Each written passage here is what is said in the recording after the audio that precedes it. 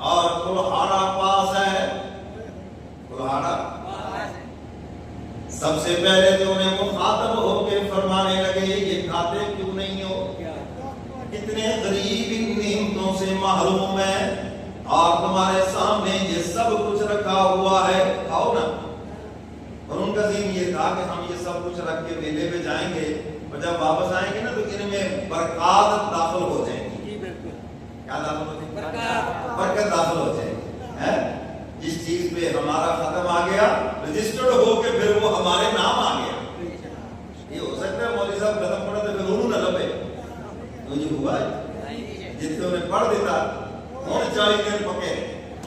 کیوں جی ایسے ہے یا نہیں؟ تو یہی وہ کہتے ہیں کہ برکت حاصل ہو جائے گی. یہ بزرگوں کے پاس پڑے رہیں گے، ان بتوں کے پاس یہ کھانے پینے کی چیزیں پڑی رہیں گی تو اس میں برکت آ جائے گی اور واپس آ کر اٹھا کے لے جائیں گے اور جا کر اپنے مال میں ملا دیں گے تو اس میں برکت ہو جائے گی. ٹھیک ہے. تو قرآن کیا کہتا ہے؟ فَمَا فَجَعَلَهُمْ جُزَازًا إِلَّا كَبِيرًا لَهُمْ لَعَلَّهُمْ إِلَيْهِ يَرْجِعُونَ. ابراہیم علیہ السلام نے کلہاڑا لیا اور سب کے ٹکڑے ٹکڑے کر دیے. کسی خدا کی ٹانگ توڑ دی، کسی کی گردن توڑ دی، کسی کا بازو توڑ دیا اور کسی کی کمر توڑ دی. سب کے ٹکڑے ٹکڑے کیے، جزازن ٹکڑے ٹکڑے کر دیے سب کے. الا کبیر لہم، اور جو سب سے بڑا تھا نا اس کو چھوڑ دیا اور کلہاڑا اس کے کندھے پہ رکھ دیا. لعلہم الیہ یرجعون، تاکہ اس کی طرف رجوع کرے، اس سے پوچھے نا بھئی آلہ قدر جس سے برآمد ہوا ہے اور وہ صحیح سامنے بیٹھا بھی ہو تو پوچھنا تو اسی سے بنتا ہے. کیوں بھی وہ بندہ قتل ہو جائے اور ایک آدمی موقع پہ موجود ہو، آلہ قتل بھی اس کے ہاتھ کے اندر ہو، سب سے پہلے تو اسی سے پوچھنا بنتا ہے. بولو بھئی یہاں ایک نہیں، یہاں تو کوئی 450 قتل ہو گئے. 450 کے قریب تقریباً وہ خدا پڑے ہوئے تھے، یہ ہماری یہ مشکل حل کرتا ہے، یہ مشکل یہ حل کرتا ہے، یہ بچا دیتا ہے، یہ جناب بارش برساتا ہے، یہ رزق دیتا ہے، یہ فلاں کرتا ہے. یعنی ایک خدا تھا. 450 کے قریب کے سارے قتل ہوئے پڑے اور بڑے کے گلے کے اندر کلہاڑا ہے. اب وہ جب میلے سے قوم واپس لوٹی اور آ کے دیکھا، وہ توبہ توبہ توبہ توبہ یہ کیا ہو گیا. قالوا من قال هذا بآلهتنا إنه لمن الظالمين. کہنے لگے جس نے بھی ہمارے خداؤں کے ساتھ یہ کیا ہے بڑا ظالم ہے. وہ ظالم ہے جس نے ہمارے خداؤں کے ساتھ یہ بیچارے، یہ تو ایسے مظلوم ہے، یہ تو کسی کو کچھ کہتے بھی نہیں ہے، کچھ نہیں کہتے یہ تو بیچارے ہیں. اور ان کے ساتھ دیکھو یہ کس نے کیا، بڑا ظالم آدمی ہے. قالوا سمعنا فتى يذكرهم يقال له ابراہیم.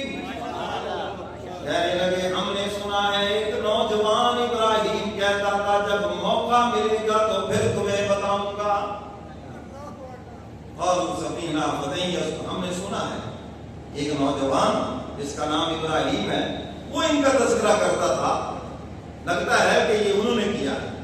قالوا فَأْتُوا بِهِ عَلَىٰ أَعْيُنِ النَّاسِ لَعَلَّهُمْ يَشْهَدُونَ. لاؤ نہ سب کے سامنے، ہم سب کے سامنے سزا دیں گے، یہ اتنا گھنونا جرم کیا ہے. ابراہیم علیہ السلام کو لایا گیا، ابراہیم علیہ السلام کو لایا گیا سب کے سامنے گرفتار کر کے. قالوا أأنت فعلت هذا بآلهتنا يا إبراهيم. کہنے لگے ابراہیم یہ تو نے کیا ہے. یا تو کیا ان بیچاروں کے ساتھ، ان کی ٹانگیں کاٹ دی، بازو کاٹ دیے، کمر کاٹ دی، گردن اڑا دی. یہ کیا تم نے، یہ آپ نے کیا ہے. اب ابراہیم علیہ السلام سچ بولتے ہیں تو جان جاتی ہے، جھوٹ بولتے ہیں تو نبوت میں فرق آتا ہے. ابراہیم علیہ السلام نے اگلا رخ اختیار کیا. قال بل فعلہ، میں اس بڑے سے پوچھوں نہیں، یہ جو کلہاڑا لے کے بیٹھا ہے اس سے پوچھو. شاید یہ ناراض ہو گیا ہو کہ سارے نذرانے یہ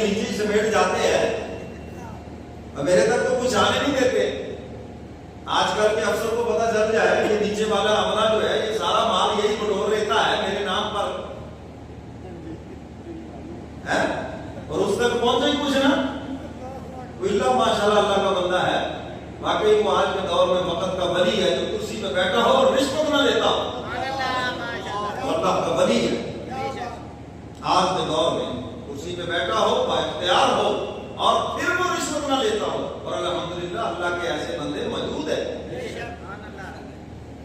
ورنہ تو یہ نظام لپیٹ دیا جاتا، ختم ہو جاتا، اچھے برے معاشرے کا حصہ ہے. لیکن خدا کے ایسے بندے موجود ہیں جو سسٹم چل رہا. لیکن اگر کوئی ایسا ہو کہ نیچے والے سب مال سمیٹ لیں اور اس کو کچھ بھی نہ پہنچے، تو ساروں کو فارغ کروائے گا یا نہیں؟ میں کہا ہو سکتا ہے یہ نیچے والے سارے نذرانے سمیٹ لیتے ہیں، سب شرینیاں سمیٹ لیتے ہیں، اور اس بڑے کو کچھ نہ پہنچتا ہو، اس کو غصہ آ گیا ہو، بڑے سے ساروں کا قصہ تمام کر دیا ہو. آپ ان سے پوچھیں تو صحیح، ان سے بات تو کریں. ابراہیم علیہ السلام اصل موضوع کی طرف لانا چاہتے ہیں، وہ بات سمجھانا چاہتے ہیں، ان بتوں کی حقیقت پریکٹیکل ان کے سامنے واضح کرنا چاہتے ہیں. یہ کچھ بھی نہیں ہے.